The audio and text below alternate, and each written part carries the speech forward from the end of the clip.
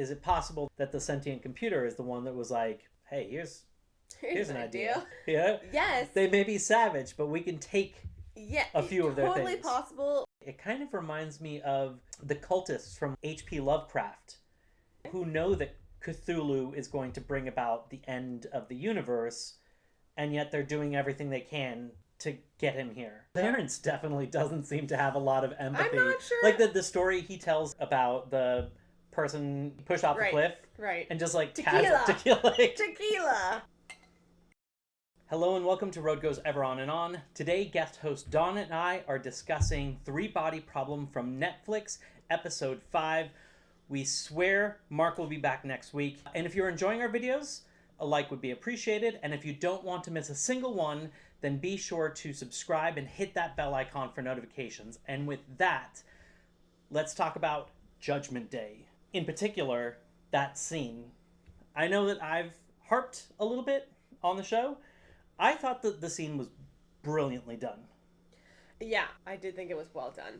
I think that... Darkly done, but well done.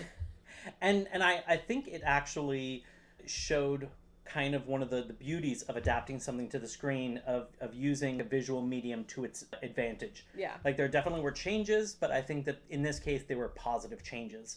In terms of, like, in the book, you know what's going on ahead of time, versus here, you didn't really know what was going to happen until you saw it, and it was pretty jaw-dropping when it happened. Yes, it was. So what were your thoughts on it? TV mature. So kind of, in reference to Judgment Day, like the boat scene, but leading up to it, I actually didn't pick up on, when they were talking to Augie about her research and restarting it, I didn't put two and two together about why are they asking her to restart her research. I missed that. Right. And I kind of feel I think they purposely... Yes, 100%. And it works. Like, I totally did not pick up on it. I didn't know what was happening literally until people started slicing in half. And then it was like, oh, I get it now. More interesting setup they did. The conversation between Thomas Wade and Clarence, when Clarence was saying, well, we can't do this because of this, we can't do this because of this, we can't do this because of this. I feel like that was one of those interesting techniques where they're basically shutting up the audience before they have a chance of saying, like, why wouldn't you have just tried this? Because that does seem like a very complicated plan. Right. You know? In and pretty crazy. Weeks. They had like a month to do it. Because they were like booked to the Panama Canal in a month. And so I felt like that was a good way of preemptively saying what some audience members might think of, like, why not just send in SEAL Team 6? Right. That's like, it wouldn't get there in time. It would be destroyed, you know? Yes. I do struggle with the fact that it was perfect in so much that it didn't destroy. Like, they didn't know what they were looking for exactly. They assumed it was a hard drive. They knew it was from an alien race, but they didn't actually know what it was made of. So this is a pretty risky, like, idea. Like, bombing it, firing it, sinking it. Like, these are things that are like, okay, well, maybe it'll survive. Lasering it in half with, like, brand new technology feels like maybe it would have really, like, gone awry had it hit it. So I understand, like, the slices only went this way, they didn't, like, quarter them.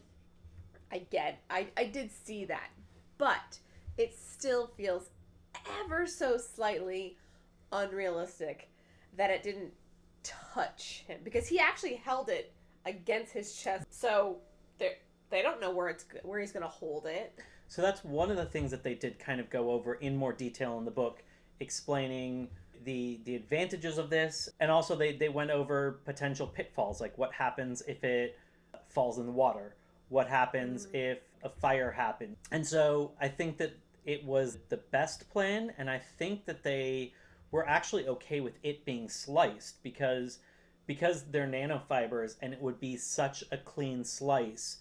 Putting the two slices back together is basically like it never got sliced. Versus if you cut it with something traditional, it would, like, bend things, and it wouldn't... Okay. You can't just, like, put those halves together and have it be almost, like, magically sealed.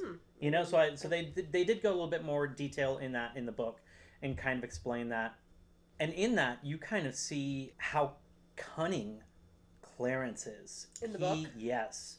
Because it was his plan. I think they're in a meeting in like a boardroom. There's a bunch of people, Mm-hmm. and the other people are going over the other ideas. Okay. And then they're being shot down of like, if we send in people, there'll be enough warning that somebody will be able to destroy it. If we use drones, we can't, this will happen. So they go through all of those, and they're high enough people that Dashi in the book, Clarence in the show, probably really shouldn't be kind of participating. Right. But he's there.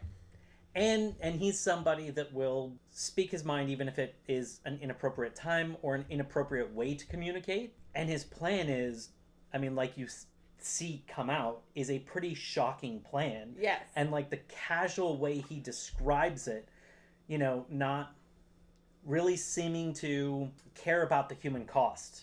It's never about the humans surviving. It's like, how can they mitigate our plan to hurt us? Like, oh, well, if we do this, then they might have time to destroy the hard drive. If we do this, they might have time to do this. It's never about their life.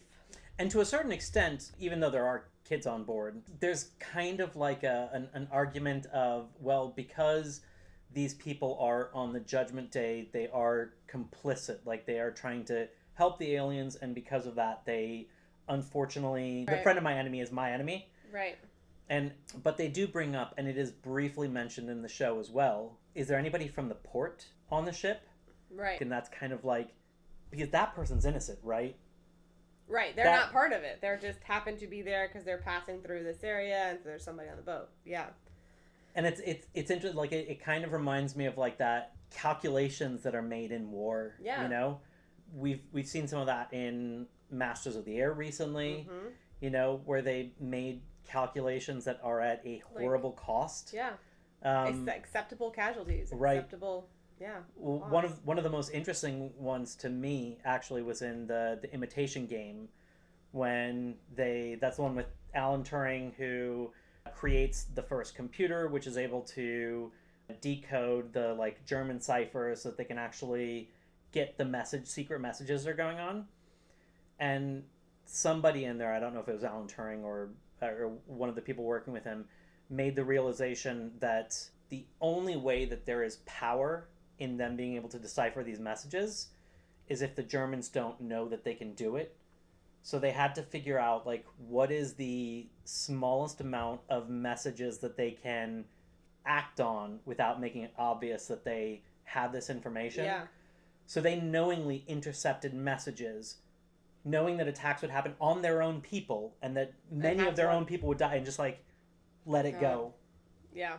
I feel like that's slightly different, though, because I don't feel like Wade and Clarence really have a strong moral value of, like, oh, feel bad for those people. Clarence definitely doesn't seem to have a lot of empathy. I'm not sure. Like the story he tells in the car about the person pushed off the cliff. Right. And just like tequila. Tequila. But aside from the nanofiber slicing the ships in half, and then it catches on fire, it like burns, right? And then when they recover it, they're actually able to like not only find a body that's not burned to a crisp, but also holding the Yeah. So visually, I did think it was like stunning and captivating in terms of like the horrors of it and like what's happening.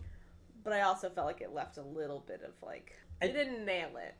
I thought they actually did nail it, and I once again with kind of the explanation of the book, it made it seem like it was very likely that they would succeed, and it did cover those kind of bases. Okay. So for me, having that in the back of my mind and then actually seeing it visually represented, I thought it was brilliantly done. I know I've said bad things about the music, and I'm still not a fan of the theme song, but leading up to that scene, the music is crescendoing as it's getting closer to those poles. Yes. And then as you see the ship go past and nothing happens, right, the music drops down, but it also gets kind of like, eerie. Yes, I would say it kind of like it's not a minor chord, but like you can feel the tension, like when they change the visual to the command room, for lack of a better term, where everybody is sitting like silently watching the ship pass through these two things, and you can kind of tell like everyone's having a different thought about it. Like I think Augie's like, what have I done? Yes. Raj is like, it's happening on schedule. You know, Raj thinks it didn't work, and well, I think but that at first it like when it first goes through, it's like okay, they're right on time. They fell for it, you know. And I'm sure Wade is like, can't wait to get in there and get my whatever. I think because of what Thomas Wade said to Raj about triple checking. Yeah. I think that when Raj saw the ship go forward, he's like, she sabotaged it. Yes. It didn't work, and she sabotaged it. Yes. So there's a lot of different reactions going on. I thought it was brilliant when they cut to the ship. Like, the first one you see is the guy, like, washing the deck. Yes. And because it's one person, it's very zoomed in. Right. And, like, he's confused when the water shuts off, and then you see, the broken hose snaking behind him. Yes. Explaining what happened. And then because it's just one person and it's super close, the horror of him just falling apart. Yes. And then they start zooming out and you can see like the larger toll of it. But I thought it was really smart to like start with one person, zoom in. I think they drew that out a little bit longer than it actually should have been because his hose is like on the ground right up until it's like with him. So it's very close to him when it's actually off of the ground that would have been sliced. It should have sliced him sooner, but I think it paused to let the audience be like, did everyone see that? Like, there's because the hose is like, you see the hose like spinning, you see him look back. And so I think they built in a little bit of extra like drama time to like, do you get it yet? Right. Do you get it yet? It's like, so. In the hallway when Mike Evans first kind of comes out to see what's going on, I thought there was a brilliant representation. So there's like, you know those things where you like fold a bunch of papers together to make snowflakes? People, yes. And they get sliced. Brilliant that they're getting sliced exactly like what's happening to the people, but also there's a person at the end of it who is going to have the same fate. Yes.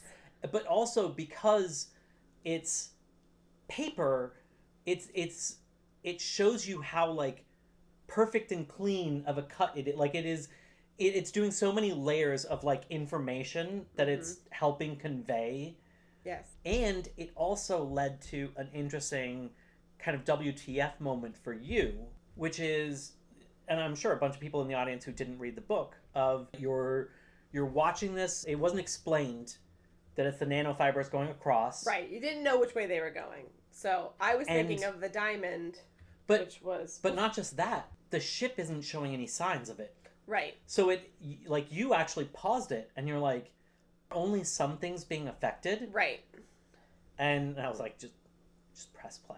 But it does look like when the helicopter No, but that's on purpose. But, like, you watch some of the things on the top deck, like, when the kid is at the fence watching the helicopter, and yes, there's an air gap inside of the helicopter, but, like, it looks like when it falls, like, the blades get... So, I think there was a little bit of dramatization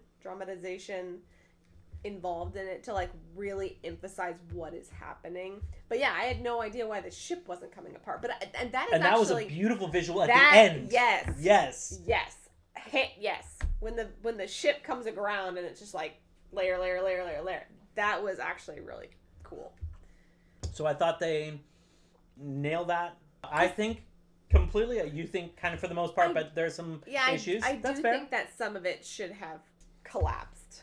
I also think that it was kind of longer in the book, and I think they really kept it trimmed well for the show. Yeah. And even did some of the heavy lifting of, like, they were explaining in the book about how they're going to have to hide this structure so that it looks like it's always been there, you know, because you don't want it to look like, oh, there's something new.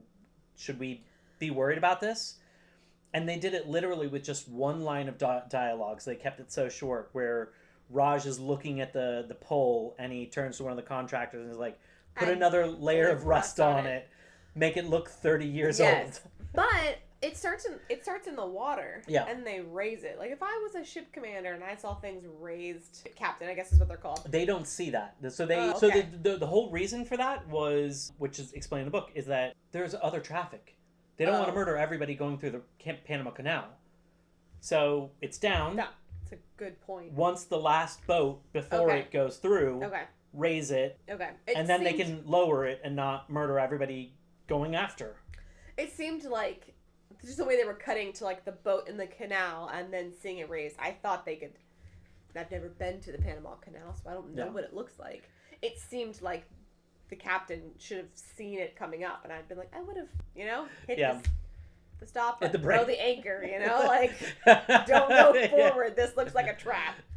But going back to Augie's Yes. technology. Okay, yep. Do you think that Clarence knew? I don't think he knew that she wouldn't see the numbers again. When he went to her and he was like, I need you to restart your research. And I kind of have some more to talk about this. I know we're going to talk about like relationships later. But, I mean, he asked Augie to essentially sacrifice herself. Yes. Right? Like, he said, I need you to turn it back on. And she'd already tested it herself once to see if it turned back on, and it did. So he didn't blackmail her, but he kind of like guilted her, like, don't you want justice for Jack? Yeah. Into potentially sacrificing herself, maybe. So do you think he knew that the Santee had stopped covering the flock? Because he does say, he's like, I think the Lord stopped. I think he guesstimated. I think he guesstimated. And I think But he was willing to take... Yes. He used Augie as the test to confirm his hypothesis. And then he was like, okay, well, now that we know that they're not guiding it, we can use this. I think that Augie was a little bit of a pawn in that. Like, he thought it was a really good idea if it worked. Yeah. And he was pretty confident that they had stopped because of the raid, but he wasn't sure, and he used Augie as a test. I kind of think that because he's very calculating, but also, once again, very smart to have picked up without any kind of information that the Santee might have turned on us. Just that idea of, if they have the power that they've had up to this point, why would our raid have been pretty successful? Right. And he instantly is like, maybe... Right. They're not being protected anymore. Right. Which then also means maybe they're not trying to... But who knows? But I have an idea of how to test this. Right. And in the end, if he gets it turned back on and she dies and it's still on and they can use it, like... yeah. Gotta crack some eggs to make an omelet. Like, you're a monster. But that's...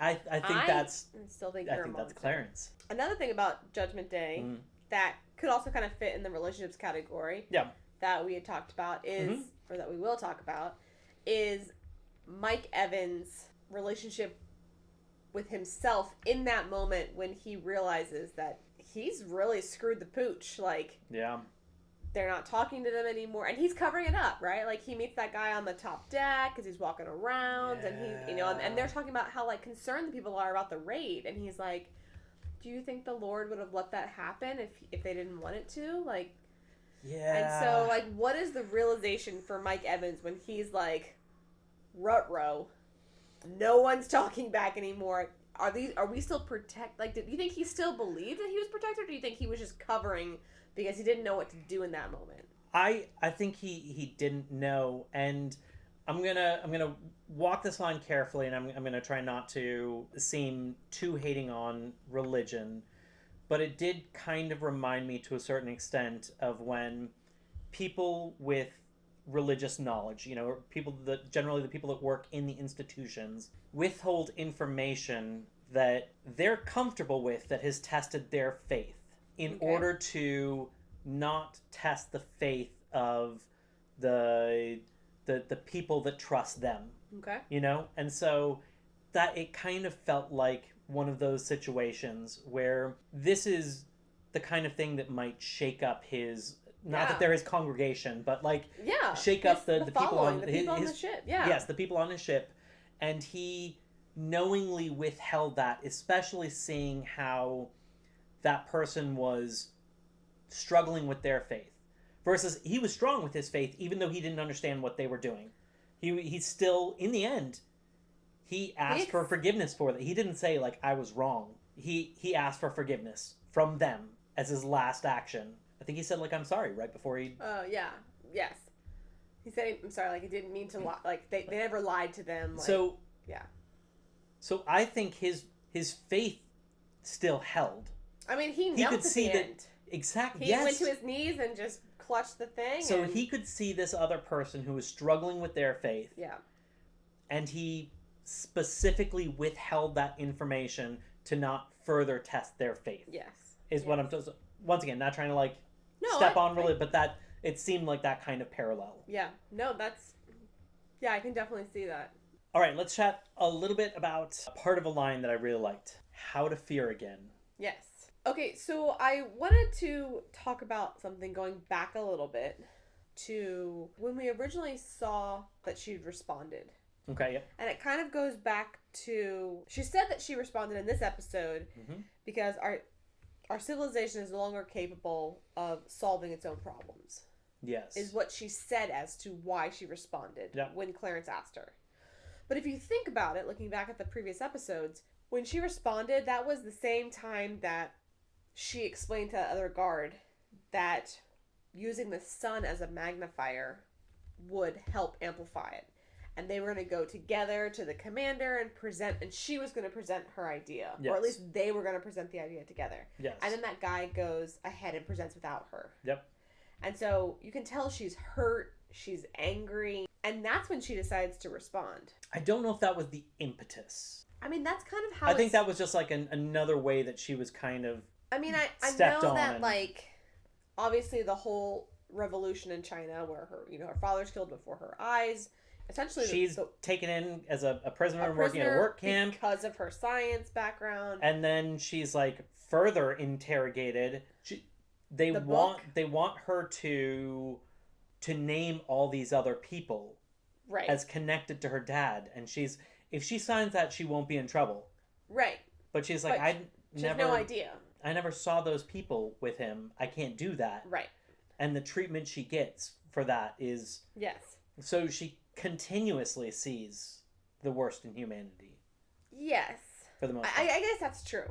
But it just feels like that's the straw that breaks the camel's back, which is kind of almost more of like, I felt like she thought she made a friend, and then he betrayed her. So, and this is just, I mean, she's Chinese, so this is just kind of like talking about what's happening in China, you know, not a worldwide, or at least not that I know that she knows that it's a worldwide basis. So yeah.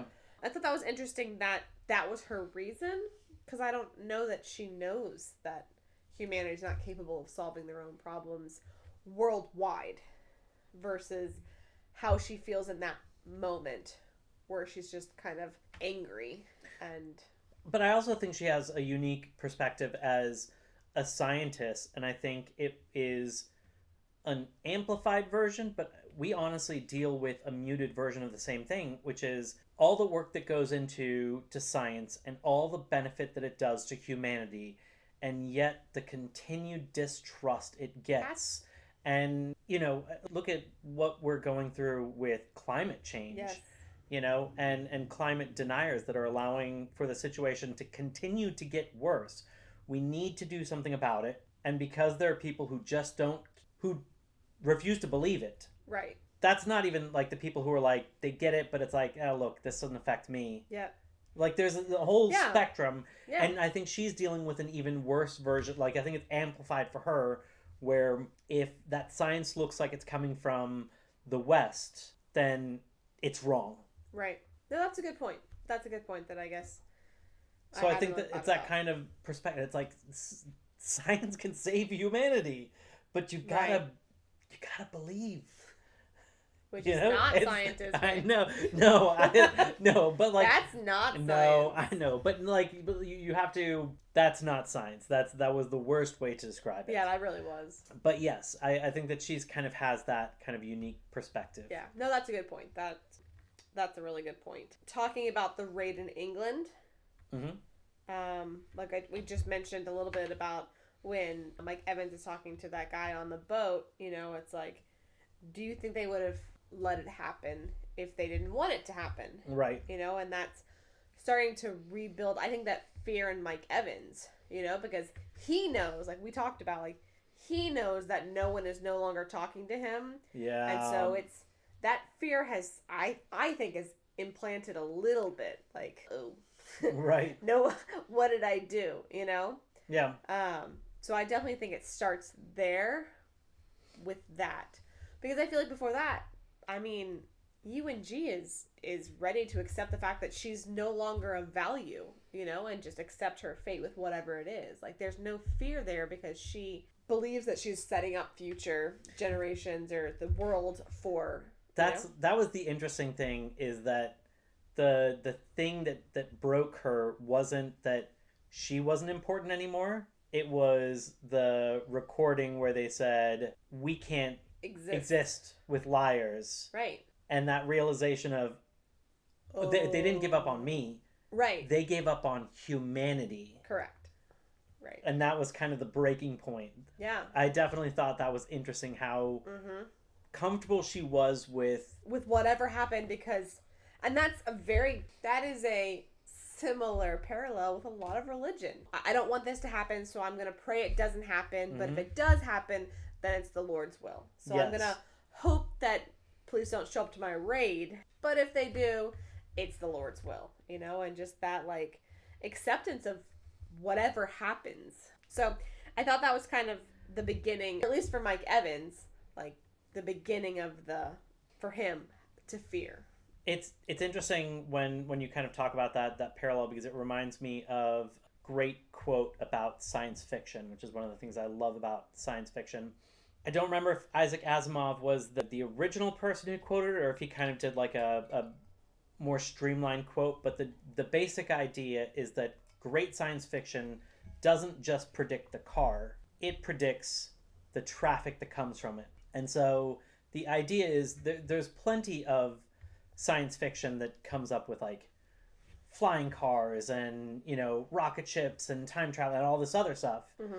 The really great science fiction takes that and then extrapolates how that would affect society and really does a great job of predicting the impact there. And I do feel like you're kind of seeing that in the different ways that people react to it, some people being in fear, some people thinking that they can get on the side of the aliens and they can be our saviors. I kind of think that some of these people are on the side of the aliens and they still think it's going to be doomsday. It kind of reminds me of the cultists from like H.P. Lovecraft, who know that Cthulhu is going to bring about the end of the universe, and yet they're doing everything they can to get him here, I think there's also a little bit of that in that it's going to be for 400 years. So they're not saving their life. There's no way that they're going to be there at the end. Think about the psychological impact of that. So, wealthy people who try to build an empire for their children. Right. Does that matter? Why not just burn through your money? Right. If there's not going to be a legacy. Like, this, I think, is going to have a huge impact on society going forward. Yes. Speaking of science fiction and how you feel like the best science would not only predict the car, but also the traffic. Yes. I think it's very interesting that when Jin and Wade put the helmets on, once they've cracked the hard drive. Yep. Right? And they didn't crack the hard drive. Well, it opened them. Yes. But they put on the helmets, and then Wade's like, well, how do you make it work? And Jin, who is like the top scientist, right? She says, if they want it to work for us, it will. That is so not scientific. But I think they've already alluded to this of Jin and Jack having the conversations about how do they know that the two of us share what we're wearing, that the two of us share this, like knowledge of England, and we're going with that and all of these other things. I think Jin has connected the dots of they're watching. She's seen that every time Jack doesn't log in. Jin doesn't log in. I know. But every time Jack puts it on, they know. So I think just based off of experience, she says. I just think it's interesting as you're very science-based. Yes. Not very religious-based. Yes. But this person just says, if they want us to, they will. Yeah. And that's kind of like we've talked about, like, aside from this, just in our personal lives, like, religion and science, creation versus Big Bang, like, and you've talked about how there are religious people in science. Yeah, and definitely. How that impacts their view of things or their interpretation of things, because this is a belief. Like, Jin is kind of saying, I believe If they want us to know, Right. they will let us know. And she's a top scientist. This takes me back to the first episode when Yi Wenji's daughter asks if, you know, if he believes in God. If Saul believes in God, Saul believes in God. Like, it comes back to this religious undertone where it's like, if not this, then God. Right. You know? It gets to a certain level of God, or this, you know, Santi, but like another being, you know. And they are so far advanced from us that we just can't comprehend any of it. Mike Evans makes the comment of, you know, does your cat understand why you're on this ship? Right. You know, and he's basically saying to the guy, like, you're the cat. Yeah, we're cats.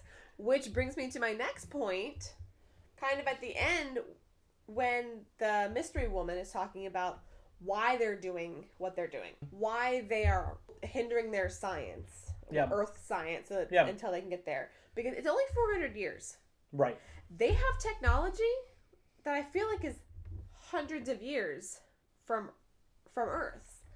So it's interesting that they feel threatened. And I know they restart and they don't know when they have to restart and that, but that actually proves my point. They had to restart hundreds of times. Yeah. Right? Because it's like civilization, 700 and blah, blah, blah, has died.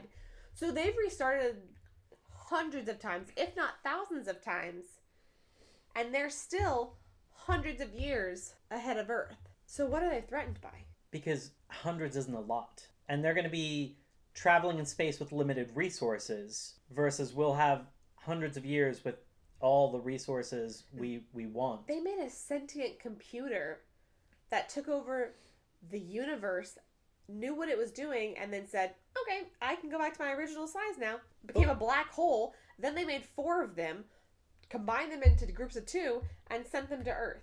But how much of that is dependent on like mining resources from their planet? Yeah, but that doesn't like mean will they be able to build anything new? Will they be able to come up with any new advances?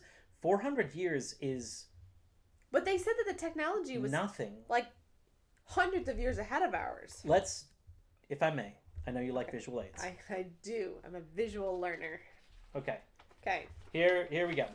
So, I think Carl Sagan, who had a famous science show that made it pretty cool and down to earth for people, was the first person who talked about if we take the entire history of the universe as we know it and we put it onto a 12-month calendar. Okay.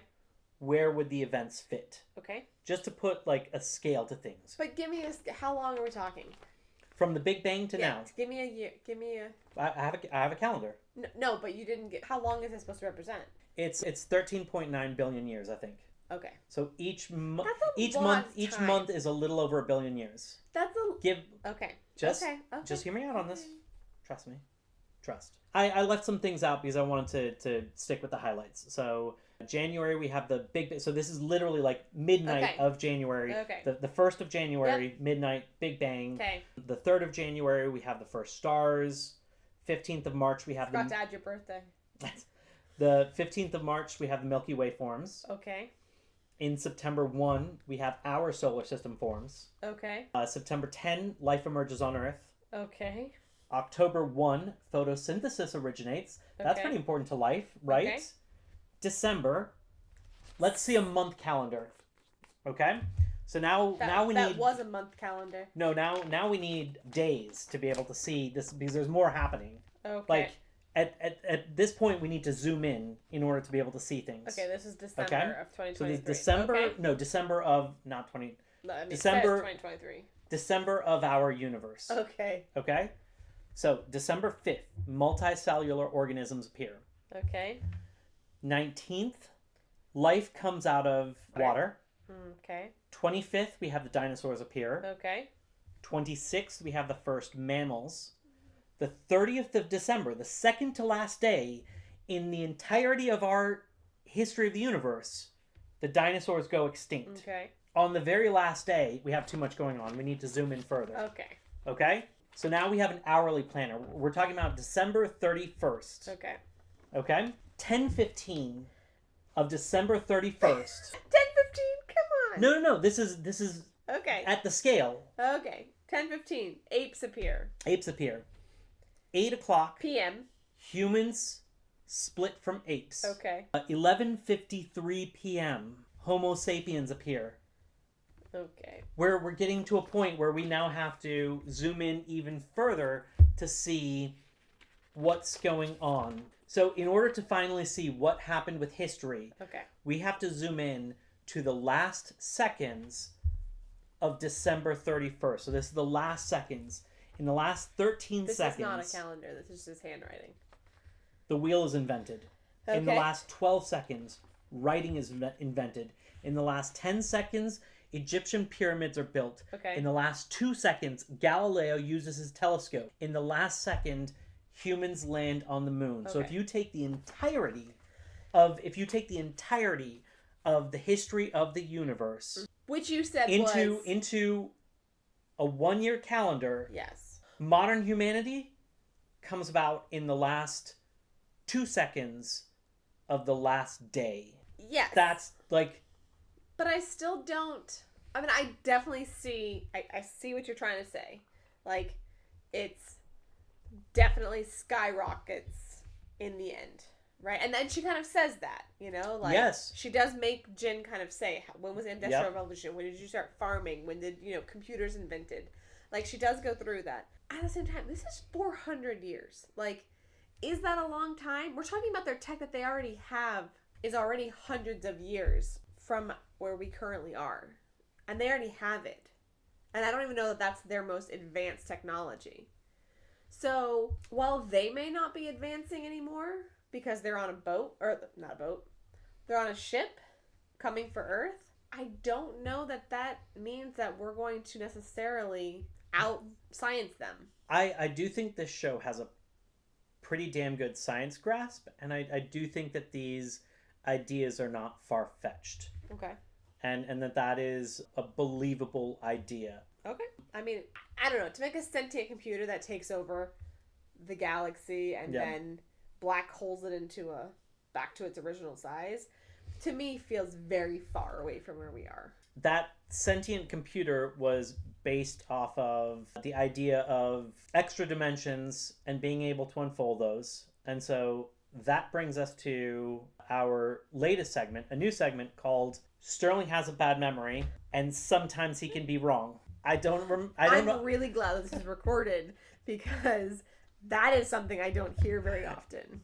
I don't know if you remember this, but I did say in an earlier episode, one of the critiques I had was that the show was concentrating on some of the science, like mentioned some of the sciences that haven't really been tested.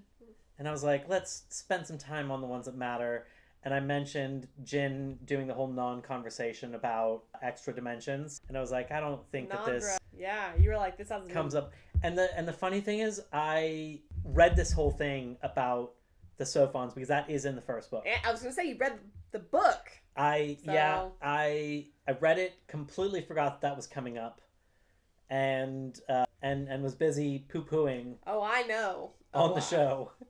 I know. And I wanted to admit that. What should we make his penance be? Let me know in the comments. But, kind of, talking about like how different, like how big of a difference it is between us and the Santee, and also going back to that idea of, great science fiction shouldn't just predict the car, but the traffic that comes from the car. I think that this is really interesting in that it puts us in the perspective of the primitives. And I think like the very fact that we are the people that are on the earth now, we are the product of all the people that have won out in all those situations. And it's generally the more advanced that have done that.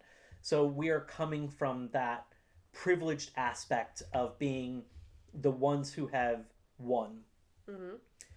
And I think this series of books, in this case this TV show, is doing a really great job of using us, so it's still our current human race on this earth, but we're the ones that are like your cat, like the ones who can't comprehend what's going on, and it therefore then kind of makes you sympathize with all of the ones in the past that this has happened to.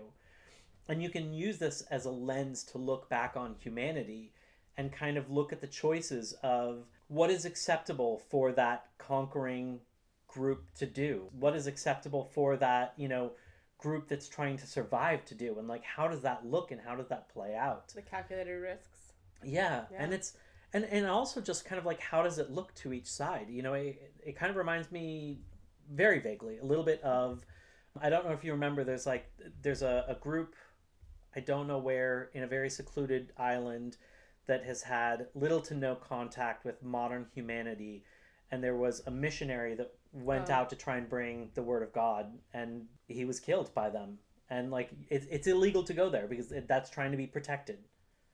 And he wanted to bring God to them, and they killed him. You know, like he went there on boats. I'm sure it looked like magic, like the technology that they used to bring him to them. And it's like an us versus. It's interesting how it puts you into this mindset that allows you to sympathize with groups that would normally be very tough for you to kind of sympathize with.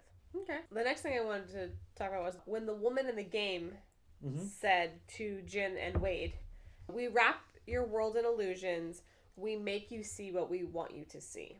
Yes. She said that they sent the Sophons to Earth months ago. No. Yes. They just arrived months ago. Okay. They've been traveling at near the speed of light. Yes. Okay. Up until months ago, they just entered. Yes, I'm sorry. Yes. He's about technicalities. So they are, but they've been in Earth. They've been on Earth. They've been in watching Earth. Yep. For months. Yes. Right? Yes. Is that not hiding their intentions? They're just now telling them that they've been watching them. Earth's been like, why is our science wrong? What's going on? What's happening? People are killing themselves over this. Literally killing themselves over it. Because the Santir, in people's heads, causing them to think they're going to die. Is that not hiding their intentions? When they communicate with each other, the way they communicates what they know. There is not a way, there isn't hidden information. No, but that is like they're purposely putting potentially false or fake information in people's heads for them to see. They're saying we'll make you see what we want you to see. Not that that's actually what's happening. But that's a difference between your actions that can trick people and like the spoken language, you know, like their way of communicating, which I don't know if it's spoken or if it's telepathic or yeah, whatever. I don't remember. I'm sure it came up. Once again, go back to the previous segment. Sterling doesn't always remember. And sometimes he's wrong. And sometimes he's wrong. But they are specifically talking about that the way that they communicate. So they're not talking about nonverbal communication. That's communication. It is a form of communication. So I but disagree with you. I think it... I don't like it. I don't like that it kind of is like, oh, we're this... You know, we don't lie. We don't hide our intentions. We're honest and upfront. But for months, we've been having your people kill themselves. And we've killed one of them. Tricking them into believing that, and we science murdered isn't... at least Jack. Yeah. And we hid it. Like, we made you see what you want to see. So Clarence, who was out in the car, and all the video they've scrubbed, they hid it from them. So to me, like, that doesn't fit... Like, I don't trust the Santi at this point. Based on, like, this last section where it's like, we're going to mess with your science and we're going to do all these things. But we've actually been doing it for a while and we just didn't tell you until now. Like, to me, that makes them, like, a little bit more hostile and untrustworthy. Like, when we talked about, like, you know, when you brought up, like, oh, there were 12 worlds here, you know, 12 planets, and they've all been split apart and destroyed. Like, I was like, oh, poor Santi, right? Yeah. I don't know if I feel that same way now. Not that discredits what they've been through, but what they're saying doesn't match their actions for me. And maybe, obviously I'm grasping a little bit at straws, but that could also kind of bring us back to real history and other societies connecting with what they consider to be lesser societies, where they don't look at them as real people because they're so different to them, right? That they don't feel like they deserve all of the same, they don't know if they should trust them. They don't know if they deserve all of the same courtesies. And so there's this certain like friction between, and even if they start off trying to be cordial, there's always that distrust and that these are savages and who knows at what point, like what they'll do and at what point they might turn on us. Right. So it's not even looking at them as humans. Right. But to what extent have they messed with people's minds? Like, is Will's cancer real? Like, who knows at this point? Like, what's real and what's not, because they're watching and they're interfering. So. Oh, I just thought about this. Okay. Is there the possibility that they built a sentient computer? Yes. And they gave the sentient computer a directive, and the sentient computer... Yes, we don't know what it was. But I'm saying, is it possible that the sentient computer is the one that made many of those decisions, and observing us tricking and doing these deceptions, that the sentient computer is the one that was like, hey, here's an idea. Yeah. Yes. They may be savage, but we can take a few of their things. Totally possible, but she also said we. So, to me, that's She said, we wrap your world. Yes. We make you see what we want you to see. So, to me, like, that's ownership, and that's... Like, I tried, but you're using the literal quotes from I wrote them show down. Too. Yeah. Yeah. So, I mean, it's what I do. Yeah, I can see that. And my last point about this one is the very end of the episode where you see on all the screens, you are bugs. Yeah. So generally, at least in my opinion, bugs are indiscriminate. We can just smush them, mosquitoes and whatever else. We get rid of them. They're a nuisance. I mean, there are some nice bugs, but bugs generally, I feel like, has a more negative connotation than a positive connotation. Like, yes. Usually bugs are nuisances. They're annoying. They're in the way. They aren't of intelligent species. Yes. Which again just feels very demeaning if that's what they're saying. The interesting thing is, do you remember that they're actually using? I think Mike Evans is the one who said that. But said what? Mike Evans, when he was talking to one of the Sophons, said that. What you're talking about? Well, yeah, when he's talking to the speaker, he's talking to one of the Sophons, and because IMDb, she's in the cast as being the Sophon, her voice. Okay. And you can hear her voice. Anyway, so he cheated is really what he's saying. So, and he said, they're bugs. And the Sophon is like, what does that mean? No, well, I think the Sophon was like, they are not bugs, Yeah. And he's like, I get. I mean, they're a nuisance. They're insignificant and they're a nuisance. I've forgotten that quote. Yeah. Okay. Unfortunately, Mike Evans didn't get to. Yeah, well, you win some, like you lose that. some. That would seeing that get used against you would be quite the kick. Yeah, that really would. Really would. But yeah. Oh, they're learning, which kind of comes back to like that sentient computer. Like it is potentially learning. Yeah. Because that literally, we are not bugs. But it went from, what do you mean? They are not bugs, they are humans, to you are bugs. You are bugs. Yes. The entirety of the human race, you are bugs. Yeah. So I think it could be pointing to that. It's a good point. I forgot about that. That's a really good point. Thank you. I think it's one. Let's chat about relationships. Oh. We hit on some of this a little bit. Yes. But I do kind of want to go back to it, like the relationships of like the religious aspects, and like the followers to the Santee, and specifically, I did kind of touch on this. Tatiana's in the last shot in the end. I like how you're going to use her name now. We've been calling her the mystery woman this whole time, and now he's going to use her name. IMDb.com. Check it out. I can see her face, and it says Tatiana. I don't think that they've ever said this in the show, but it's listed there. So she was specifically the one that made me kind of say that some people remind me of like cultists from like H.P. Lovecraft. Okay. Everybody else, Wenji realizes that the Santi have forsaken humanity, Mm-hmm. and seems to have broken her. Mm-hmm. Mike Evans might not have given up, but I don't know if that matters because he's pretty out. dead. He out of the story, so. Most people seem pretty horrified by the situation. Tatiana had Not her.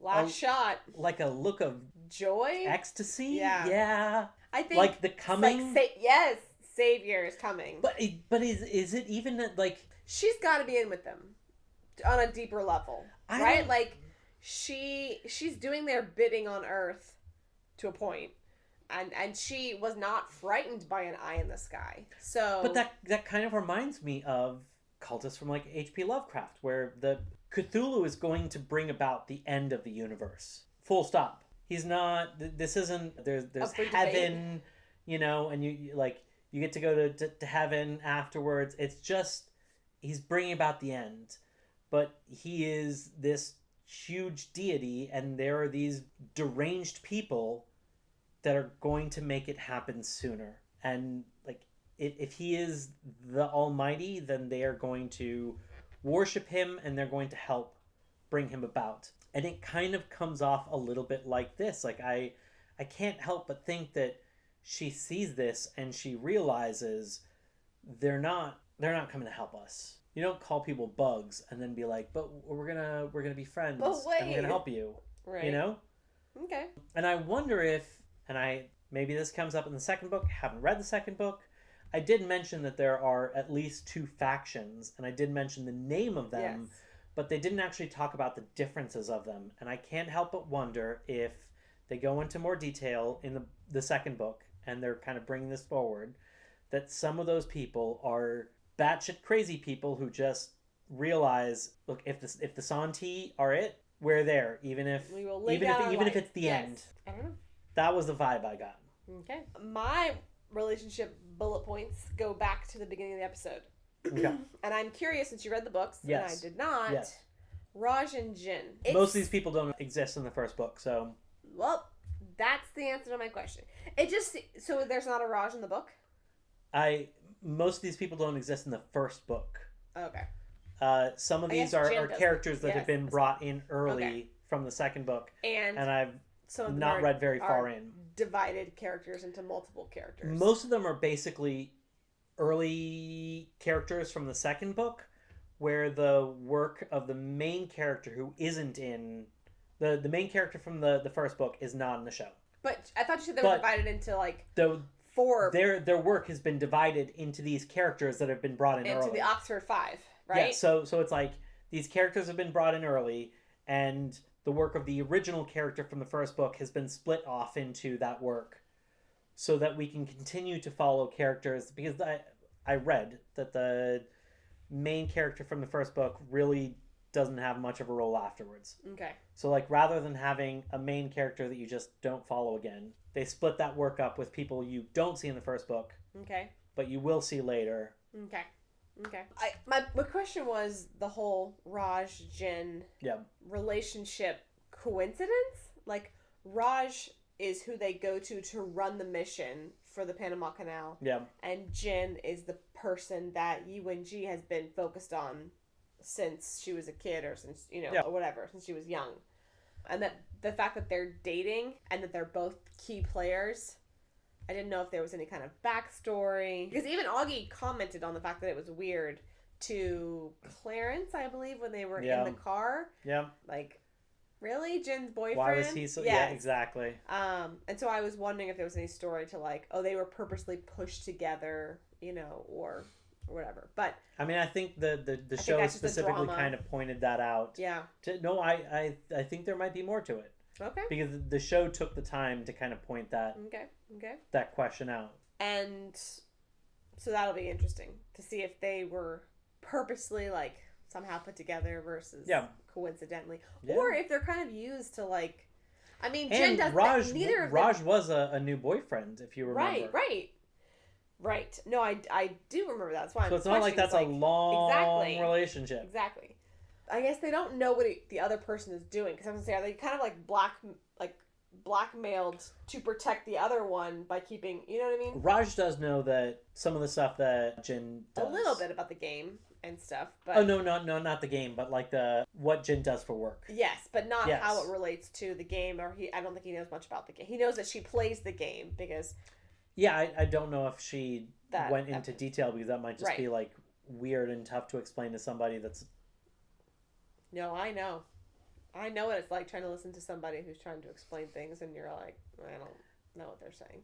Yeah. But, okay, so the second point is, we kind of talked about this, was about Yu-and-Ji's, how she changes from this, like, very stoic, proud woman who, you know, has kind of willingly given her life. She's allowed to be captured. She's being cooperative because she feels like that is the path that she has been given. That's obviously what the Lord. If the Lord, it's happening. Let her be captured. Then the Lord wanted her to be captured, and so she's just going with it. So she's going with it. Versus, like you kind of brought up, when she hears that recording, like just the change of, you know, emotion, and that all this work she's been putting in for the majority of her life, really putting all of her faith and belief into this one thing, brought in Mike Evans, who messed it up. Right. Like, this was her thing. And she was willing, she's willing to go to the grave for it, you know? And right. And now it feels like everything that she's worked for, literally her life's work is gone. Yeah. You know, like, how does that affect a person? And what does that mean for her long term? Does she just give up? Or does she surrender all the information she knows? Or... So we're getting into territory where I am past what I know. So there are some things that are a little past halfway through the end of the season that are basically at the end of the first book. So they clearly are bringing in things early, and we're getting into that kind of territory of I'm not going to necessarily have an idea of what's coming up in the next few episodes. Which is nice, because we can have a dialogue about it. Yes. Instead of you just presenting me science pictures. No, well, I'll still present science pictures. Oh, there's still real science behind it. There's still science happening. There's still real science. And so I kind of feel like she will continue to have an impact, because I think her story was so central to the impetus of this. Mm-hmm. And when Clarence was questioning her, there was an interesting thing that came up, which is she said that Jin was the smartest scientist of her generation, and Clarence said something about like ever, and she was like, her generation, not more than me, or something. But so I think that she still has a part to play in this. Yep. I have to theorize about that because I don't know. Yeah, relationship between mom-daughter. Wade kind of brought it up, like, what about your own daughter that killed herself? Like, you didn't protect her. You know, I assume that Wade is the dad, you know. I don't know. Like, knowing that Santi is so advanced in science. Yeah. I guess Yu-and-Ji didn't know that they were threatened by the science of Earth. Because why would she push her daughter or encourage her daughter to do anything science-related? You know? It's like, go be a dolphin trainer. It's fine. Right. You know? Versus, like, being a leading scientist. Yeah. You know, like, well, I'm curious what kind of upbringing Yu-and-Ji encouraged her daughter to have with the knowledge that she had. You know, like, she never it doesn't sound like she shared it with her, but she had to have guided her, right? As a child. Yeah. I can't help but think that Yu-and-Ji might have some higher beliefs, you know, about the positivity of science and an importance of, like, the big picture, because she watched her dad get killed for his scientific beliefs. Yes. And she continued to make her knowledge known to at least to the right people. Right. But she didn't just, like, completely hide it. Right. So it does seem like she is driven by those ideals. And then you see that she is comfortable dying for her beliefs and potentially comfortable letting something sad happen to her daughter, which I would hope that she loves her. But in the end, if that is, maybe she's one of those, the whatever the greater sum is the important Right. thing, you know? And that kind of gets into, and I mentioned this, I think the last episode, I think that gets into some kind of philosophy which came up in the Good Place. That's one of Right. those topics that comes up is, is the sum of the whole more important than the, Parts. well, no, is like the good of the whole greater than, the one person. Mhm. So is it okay to make sacrifices? Right. It could be literal sacrifices if Right. it is for the greater good. Right. And I think that's one of those kind of theories, and that might be the kind of mindset that she has. Maybe. Like this. It just feels like her daughter was obviously onto some sort of science that's what they were threatened by because she ran that lab and All science. They were doing that to every single one of the particle colliders. Yeah, and she was working at one of that happened to all the particle colliders. Right. That's what I'm saying. But it's not all science. It's like that specific, like particle collider is a branch of science. Yes. As an animal behaviorist, which Yes. is a scientist, it's Yes. different. But I'm just saying. Yeah, I have a feeling that no That animal Will was behaviorists were harmed harmed in the making of show. this show. The Santi looked at the different sciences and they were like, oh, they're harmless. They're fine. Just let them pet their cats. Pretty let much. them. But they're the ones that come back with dolphins with lasers. And that's dangerous. So it's like... Spoiler alert, Book 4, coming soon. I just thought it was interesting that she let her daughter go down that path. Yeah. I don't know if let is the right word, but you know what I mean. Like, encourage, potentially. Yes. Because in the end, advanced science is what cost them. Like, that's the threatening part, is the advanced science. Like, the particle colliders and, like, So, we talked about this a little bit earlier. Augie's relationship with herself after realizing this science that she's so proud of can actually be used as a weapon. Yes. We're watching For All Mankind. Yes. Which is also a good show if you need something else to watch.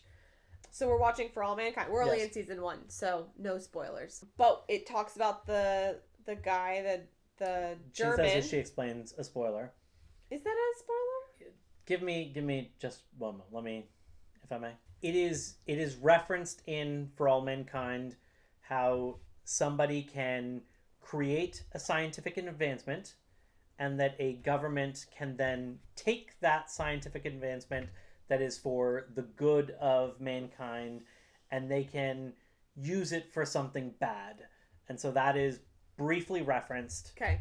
That was a really good summation of it.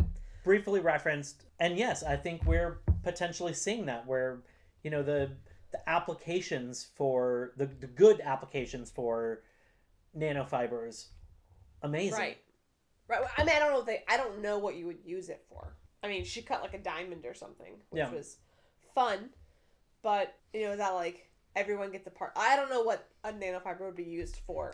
I mean, it could have huge advancements in production, including at extremely small scales, like what that could potentially do for maybe computer sciences, even building very like delicate structures so we can slice them potential. But there are very interesting applications that could come out of that, so that have nothing to do with weapons. So the idea that she's seeing like her baby, the thing that she's poured her life and her work into, being used to being literally murder children. Literally used to weaponize and murder children. Yeah. Like, that's got to take a toll on her as a human, Like she said to Raj, like, she's not military.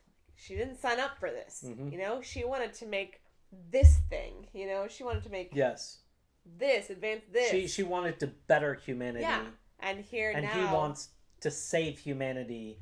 And there are very different, like, her thing is an idealistic, like no harm type situation, and his is pros and cons. Gotta weigh the costs. Yes. Yeah. Do we want to continue living? Right. Okay. Right. Then unfortunately they need to die. Yes. So I thought the relationships aspect in this episode was like a lot of them were like internal relationships. Like how does Yi and Ji turn on herself? How does Right. Augie turn on herself? Like, Yeah. some of these, even to the point where Jin, like, who's been science for so long, is now, not that she's going religious, but it's like, well, if it's their will, then, you know, Right. it's this acceptance of something that maybe she can't explain or she can't Yes. prove. She can't Yes. replicate. It's not scientifically, you know, capable Yeah, of I don't being- think she even knows knows. where to start with an experiment. Exactly. It's just, it seems like my observation has been, if they want it to happen, it'll happen. Right. Right. So, thought this was a very Yeah. introspective episode for some of the a turning point for some of these characters, which makes sense if it's the end of the first book. You know, like, everything you thought you knew has now been turned on its head going into the next book, and you know, we'll see where it goes from here. We'll see where it goes. But with that, I think our journey has come to an end. Thank you so much for joining us. Next week, I promise Mark will be back. Don't make promises you can't keep. Mark, if you need another week, still available. I promise he'll be back. He got back from vacation. He just needed a little bit more time in order to catch up with everything to be able to do this episode. So Still he'll be back available next week. And thank you so much.